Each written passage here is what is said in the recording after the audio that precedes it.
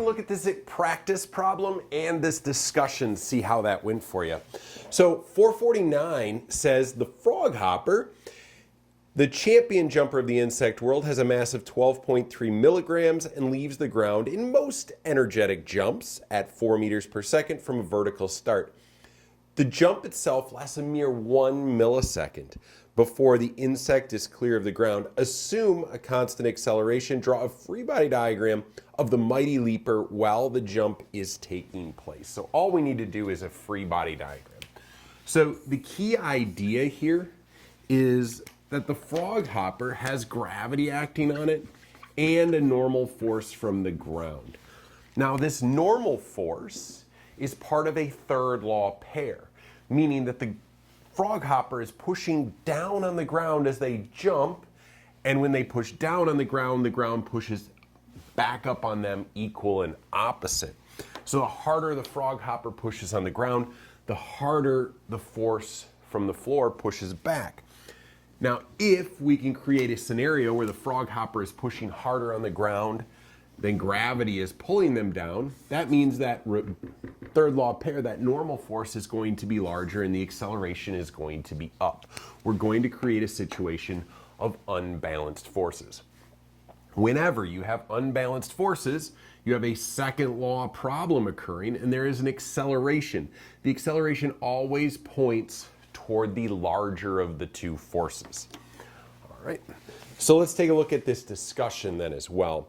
In general, the normal force is not equal to the weight, and they put that in quotes. Give an example where these two forces are equal, and at least two examples where they're not. Okay, so the most basic example is you can just put anything on a surface and just let it sit there. Me standing on the floor right now would be an example. Gravity and normal force are equal because the acceleration is equal. That makes those two forces equal. Now, if the acceleration isn't zero, this would be an example where those two forces, the normal force and mg, aren't equal. Some great examples of this would be like jumping, or if you're standing on an elevator, and the elevator starts to accelerate up or accelerate down, where there's an acceleration, that normal force from the floor is going to be different. Some other examples might be if we put a box on an incline.